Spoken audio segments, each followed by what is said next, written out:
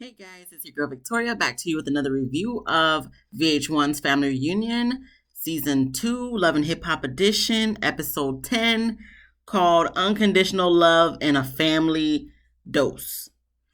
So it's the night before the last day of the reunion, and Brooke asked Amina to host an acoustic vibe night. So she performs. Peter talking about in his confessional that he thinks it's about him because he thinks any song that Amina writes is about him. I'm like, Peter, you're full of yourself. Please, enough. We move on to Sin and Booby. They chit-chatting throughout the whole performance. All she done really said was she was trying to warn Booby, like, listen, I'm crazy. Booby's just like, I like crazy. And I'm like, you used to be with Keisha Cole, so I mean, kind of makes sense, but at the same time, Sin, if you're trying to warn Booby, listen, it's not working. And Booby, if you like crazy, well, depends the type of crazy we're talking about, because that could be a little toxic sometimes. But we move on to Creep Squad. They wanting to confront Shekinah, so Creep Squad and Stevie J. But at this point, for this whole episode, I'm gonna consider Stevie J as a Creep Squad, but I'll still make it known like Creep Squad and Stevie J.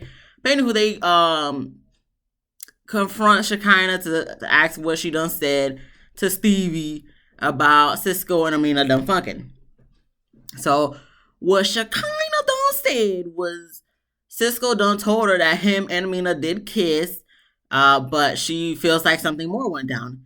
And while she may be right, Shekinah, if he didn't tell you that word for word, why are you repeating it? Shekinah, well, at this point, Shekinah's messy as hell anyway, and Stevie J's messy as hell to repeat that to Peter. But at the end of the day, Shekinah, don't be putting words in people's mouths that they didn't say it.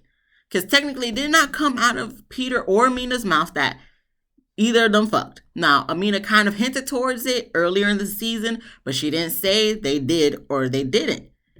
And Cisco, he's just saying they kissed. So if Cisco didn't tell you word for word, yes, me and Amina had sex, what you telling Stevie J for? But I guess it seems like she was trying to tell him, like, man, they done did it. So she was saying in the way of, like, I'm sure they did it, but not necessarily that he told her. Listen, at the end of the day, this is stupid. Y'all grown-ass people. Y'all freaking middle-aged. Okay? This is dumb. Shekinah, you know what you was doing. Cisco and Amina, y'all know what y'all done did. Stevie J, don't even involve yourself in this mess, but you like the drama, whatever. So this is the only entertainment you're going to get for you being here for the little time he was here. Amina done walked up. So Shekinah, she just kind of, I'm not going to say she got scared or whatever, but she did feel kind of started acting awkward, and she was like, oh, Amina's here, she could clear it up all for all y'all and all that. And then she kind of just walked away, and I'm just like, this is because of what you done said to Stevie that told Peter, now they want to come confront your ass, now you want to go and dip. Girl, no. But you see Joel's and Kimbella was like, this is not our situation, we gonna head on out, y'all figure that shit out.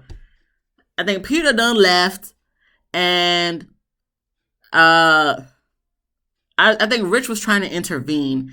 And then here goes Cisco telling Rich, like, listen, this is my problem. You know, this is not your situation. And then Rich was like, yeah, I know. But I think Cisco was just trying to tell Rich, like, let me handle it. It's got nothing to do with you, really. Rich got pissed off or done walked away. Amina was like, I don't got to explain nothing to my ex-husband. And I'm like, you damn right, because when y'all two were together, Peter was doing some effed up shit to you, too. So at this point, they wasn't even together when I guess her and Cisco done kissed. So she's like, I got nothing to explain to him. We not together. We divorced.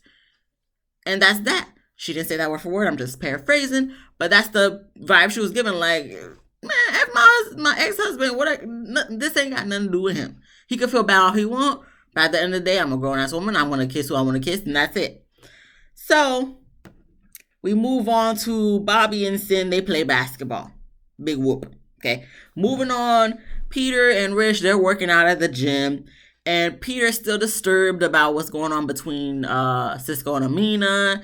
And how Cisco's been acting. So Rich is telling Peter that he's on his side and asking what does he want to do. Peter's kind of just like, he doesn't want to give up on Cisco. So Peter's just like, okay, Rich is like, let's just give Cisco, I get all their names confused, Creep Squad. But Rich tells Peter that let's give Cisco one more chance. And then after that, that's on him. If he fucks up, then he's out. And Rich is gonna stick with Peter in regards to that. So Peter's down, and I'm just like, you've been talking about y'all friendship for 20 plus years and all this. Like, y'all just doing this for the TV show at this point. So we move on to Marcus and Brooke. They host a black attire, black love, unconditional love brunch. And they make a speech. I took for what they said, but at this point, I knew this was the season finale, so I'm like, let's get through this. Let this be over. Okay.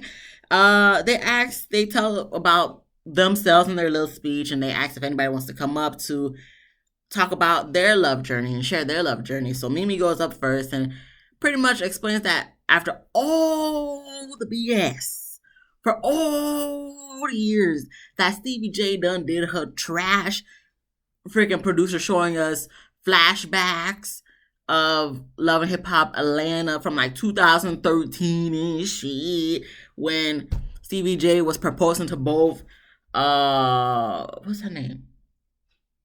Jocelyn and Mimi at the same damn time. Jocelyn beating up Stevie J's ass after all that shit. And even Zell said in the confessional too, like with him kicking her off the bus and all this shit. But anyway, after all of that shit, Mimi forgives Stevie and appreciates Stevie because God put Stevie in her life for a reason, to get her to where she is now, which is a strong woman and her moving forward with her life and all that stuff. So Stevie didn't really have nothing to say about that, and he shouldn't, because you did that shit. But she forgives him. So then after she's done saying what she had to say, Jonathan calls up Cisco.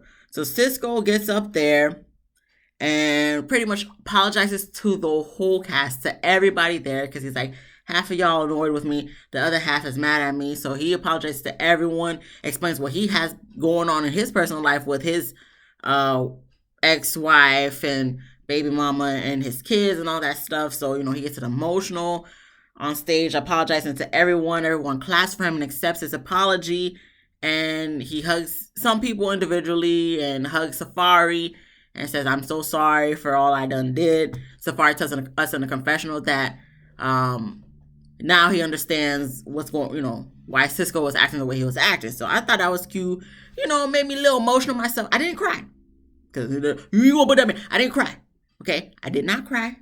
But I was just like, my heart, it touched my heart a little bit. Just a little bit. But Bobby Lice gets up. No, he didn't get up to talk, but his messy ass, Bobby. Bobby, I love you, you know what I'm saying? So much. One day, hopefully we meet. But at the same time, Bobby, you just be messy for no reason. This is the season finale. We don't need no more drama, okay? Because I know season finale, everybody try to wrap things up. But I guess he was trying to help. At the same time, Bobby, just don't even go there. But he went there. He done said, so is it too late to ask Erica and Sin to come together and whatnot? Goes to commercial for dramatic effect. Comes back for commercial for dramatic effect. And Sin and Erica was like, yes, it's too late to ask for all that, Bobby. It ain't happening. So after that little snippet, Marcus and Brooke, they got together they got supplies and stuff for the whole group to do scrapbooking. So that goes well. So we move on to still at the same place for the brunch. But I guess now Creep Squad plus Stevie J, they sit down and talk.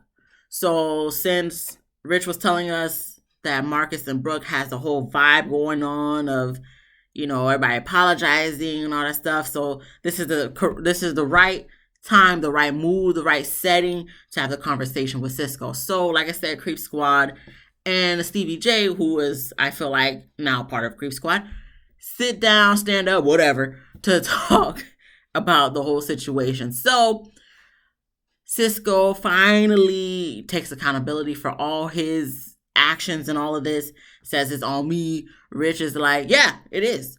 I'm like, Rich, just let the guy talk, okay, please? Like, stop. So Cisco apologizes for everything. He pretty much, long story short, is just telling them, like, listen, he didn't say this word for word. I'm just about to paraphrase. I was acting like a kid. I was acting childish. I was doing this and that to make you mad, Rich, to make you mad, Peter. And I was just doing this to just get a reaction out of you, to get some attention. And then Peter's like, well, you always have my attention. So he apologized. And, as he's apologizing, you see his face getting red. I guess he's getting a little emotional and whatnot. And sincerely apologizes. So Peter accepts the apology and they hug and whatnot. And Peter said he's going to give him a second chance. And I'm like, of course you are, because y'all creep squad. And then I'm looking at Rich. I'm not trying to be mean. I'm really not trying to be mean. But I was looking at Rich. I was like, is this nigga about to cry? Like, you better cry? You really better cry right now? Rich gets emotional, guys. He started crying and shit, talking to Cisco like, listen, when you hurt it, you need to tell us. Okay? You need help. We're here to help you. We can't help you if you don't tell us. And I'm just like, oh, Rich, please. We understand you emotional, but like, calm down. But Cisco gets emotional. They holding hands and shit. They all hug, the three of them. At this point, I don't know where I could have sworn Stevie was with them. I think he sat down to be with them, but the Creep Squad walked away. I don't know. But Stevie J wasn't a part of it. I'm just like, Stevie, you're not really a part of Creep Squad. I know you're trying to be a part of Creep Squad, but you're not really a part of Creep Squad. But anyway, they all hug. They all make up. Creep Squad is back together in full effect. So that's good. All right, cool. We get to the last event. We're on the last day. Oh, we're already on the last day, but like it's the night of the last day. So they all get together to have a talent show. At first, when I seen the setup, I was like, oh, it's movie night. But no, it's not no movie night. Okay. Talent show. All right, whatever. So Yo-Yo and Sin talk. Yo-Yo's telling Sin that like this whole trip has helped her to loosen up and let her guard down. I'm like, that's good for you, Yo-Yo. Listen, as long as you have a good time on the trip, I think that's really all that matters. So that's cool. And Safari pulls Rich and Erica to the side so they could talk and hash out their drama from the past. I guess it shows a flashback of maybe when Erica and Safari got engaged and Rich said congratulations, but then told someone to the side like, oh, he wish he could have spit on Erica or whatnot. Stupid drama from 2020. All right, whatever. They hash it out though. And Erica cries because she was like, she loves his mom. She just wants to be back on good terms. And she misses him as a friend. So they hug it out and whatnot.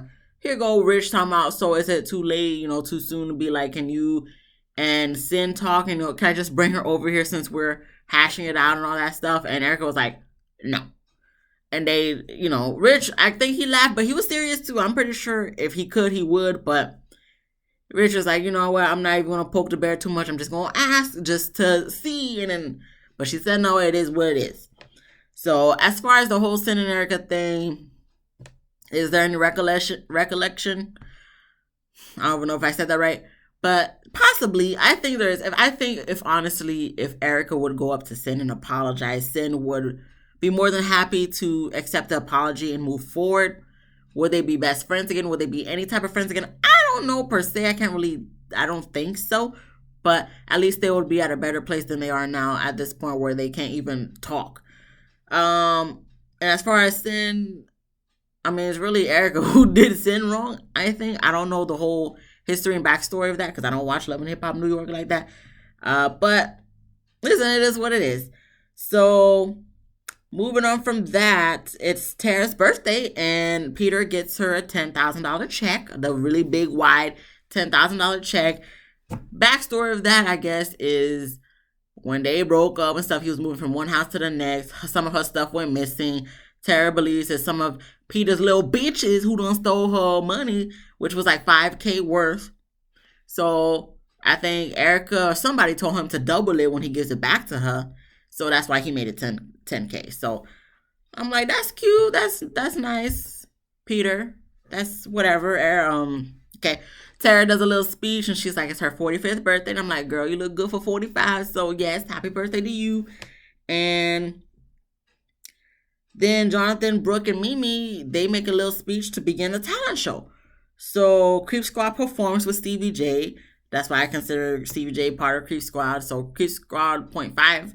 And then Jonathan calls Shekinah to come up on stage to tell jokes. Shekinah seemed like she didn't really want to do it, but then it went to commercial for dramatic effect, came back from commercial for dramatic effect, and she went on stage, asked some questions, and told some jokes.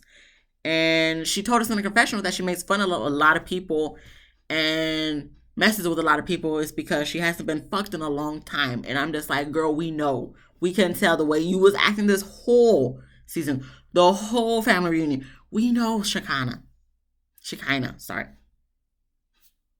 Listen, I'm pretty sure there's plenty of males that want to F you.